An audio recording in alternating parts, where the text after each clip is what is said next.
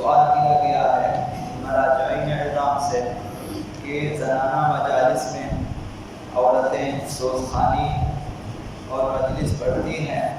اور ان کی آواز لاؤڈ سپیکر کے ذریعے وہاں سے گزرنے والے مردوں کے کانوں تک پہنچتی ہے، تو کیا یہ فعل جائز ہے؟ جواب میں فرمایا مقام حضرت اکبری اور اسی طرح سے حضرت آیت اللہ فاضل حسن کرانی اور اسی طرح سے دوسرے مراجع، تو انہوں نے جواب میں فرمایا کہ عورتوں کا ایسی جگہ سوزخانی کرنا جہاں معلوم ہو کہ نامحرم ان کی آواز سن رہے ہیں، اگر نامحرم کی جلب توجہ ہوتی ہے کہ نامحرم ان کی طرف خاص توجہ پیدا کر لیتے ہیں اور ہیجان کا سبب ہے، یعنی خواتین کی آواز سوزخانی نوخانی مجالس کی آواز سن کر ایسے نامحرم کے دل میں وسوسے پیدا ہو جاتے ہیں اور یا دوسرے فسادات کا سبب ہے۔ تو اس صورت میں اگر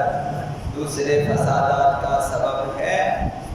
یا ہیجان کا سبب ہے تو پھر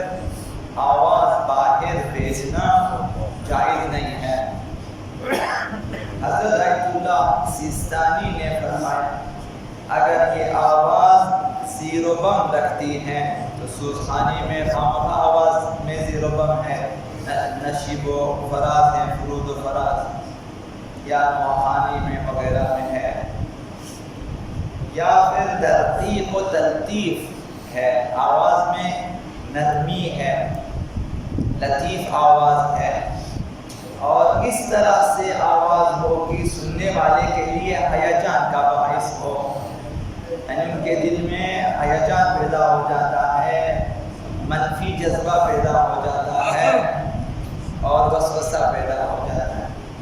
تو ضروری ہے کہ اپنی آواز کو دوسروں کو سنانے سے پرہیز کرے۔ تو عورتوں کو چاہیے، خواتین کو، کہ لاؤڈ سپیکر کا استعمال یا نہ کریں یا پھر بہت محدود پیمانے پر کریں کہ اپنے سننے والوں تک پہنچے، نہ کہ باہر۔ چونکہ ہم نے خواتین کے لیے فراہم سازی نہیں کی ہے، ہم نے خواتین کے لیے زنانہ طرز کی مجالس متعارف نہیں کرا دی ہیں، اس وجہ سے وہ مردوں کی تقلید میں جا رہی ہیں، مردان کی تقریریں سنیں مردانہ ہیں، نعرے مردوں سے اگر 2 گنا نہ ہو کم از کم 1 گنا زیادہ ہے،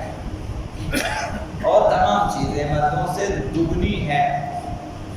یہ خواتین کو زیب نہیں دیتی، انہیں چاہیے کہ ایک جگہ جمع ہو جائیں اور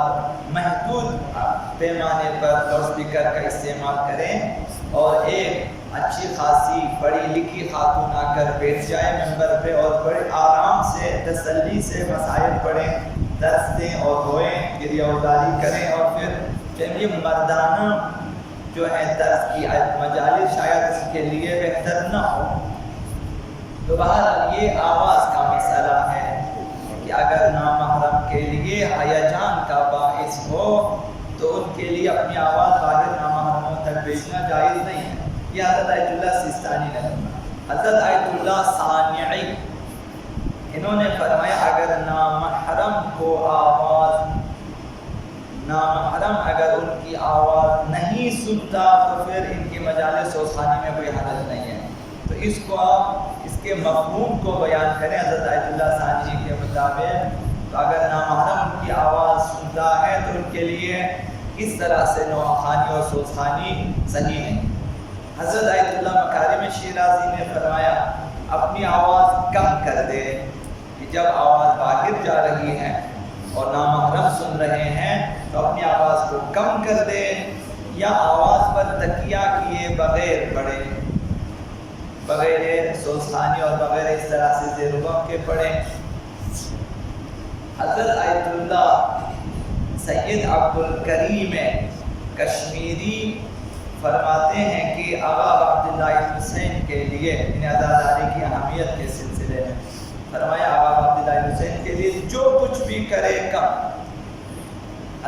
اللہ فروج علی نے فرمایا جس قدر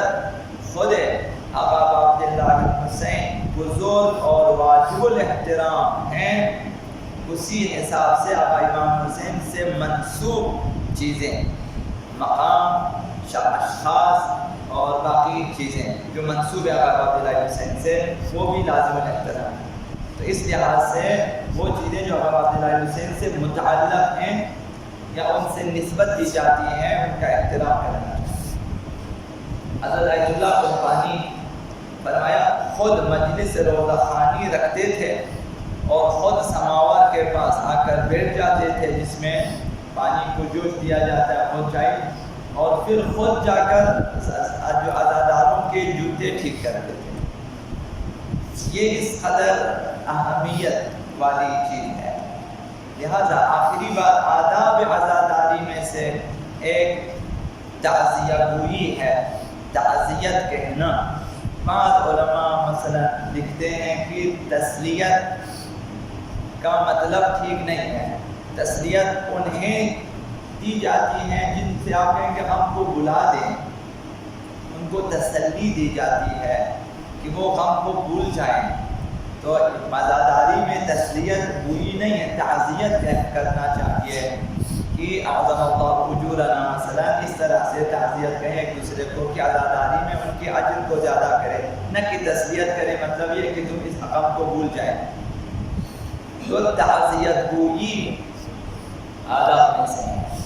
کسی پر مصیبت وارد ہو تو تعزیت کہنا اسلام میں مستحب ہے، اور حضرت رسول اللہ صلی اللہ علیہ وآلہ وسلم جو کسی مصیبت زدہ کو تعزیت کہے تو اس کا ثواب مصیبت زدہ انسان کے برابر ہوگا۔ جب آپ کسی جو ہے مصیبت زدہ کے بعد یا اسے تعزیت کہیں کہ اللہ آپ کو صبر جمیل عطا فرمائے، اجر عظیم دے، تعزیت ہو اس طرح سے، تو جس طرح مصیبت زدہ کو ثواب ملتا ہے اس طرح تعزیت کہنے والے کو بھی ثواب ملتا ہے۔ تو آخری بات حضرت آقا امام باقر علیہ السلام نے ارشاد فرمایا کہ جب شیعہ ایک دوسرے سے ملے تو آقا عبداللہ حسین کی مصیبت میں یہ جملہ دہرائے، اعظم اللہ اجورنا بمصابنا بالحسین۔ آقا عبداللہ حسین کے سبب اور ان کی مصیبتوں کی وجہ، ان کی سوگواری میں جو ہمیں حاصل ہے مصیبت اور سوگواری اور غم، اس میں خداوند ہمارے اجر کو اضافہ، اور وجعلنا وإياكم من الظالمين الطارق۔ اور یہ دعا بہت ہی مہم اور اہمیت والی دعا ہے ہمارے لیے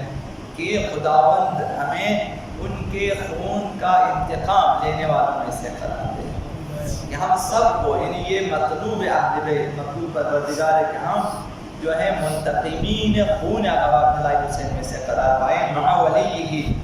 اور ان کے ولی، سرپرست اور وارث کے ساتھ، جو کہ الامام المہدی من آل محمد علیہ السلام، وہ وارث، وہ ولی اور وہ منتقم آقا امام زمان علیہ السلام۔ تو ہمیشہ اکیلے میں بھی خدا سے دعا کریں، ایک دوسرے سے ملیں تب بھی یہ دعا مثلاً کریں۔ اپنی زبان میں ضرورت نہیں ہے کہ آپ خالص عربی میں کہیں، مثلاً بیٹھے بیٹھے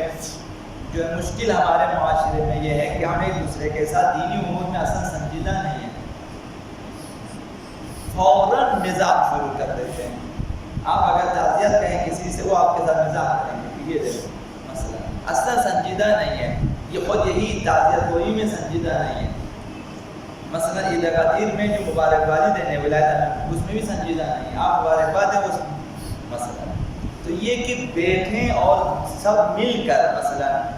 یہ دعا مثلا ہونی چاہیے، ایک دوسرے سے کہیں کہ مثلا خداوند ہمیں ہمارے اجر میں اضافہ کرے اور ہم سب کو سنجیدہ طریقے سے بتا دیں، ہمیں منتقمین خون آقا عبداللہ حسین میں سے قرار۔ یہ ہدف ہے، مطلوب ہے، اور ہمیں سکھایا گیا نمازوں کے بعد یہ چیز۔ تو یہ آداب عزاداری میں سے، اور تعزیت گوئی میں یہ دعا حتماً ہونی چاہیے۔ بسم الله العظيم العظمة العز الأجل الأكرم، يا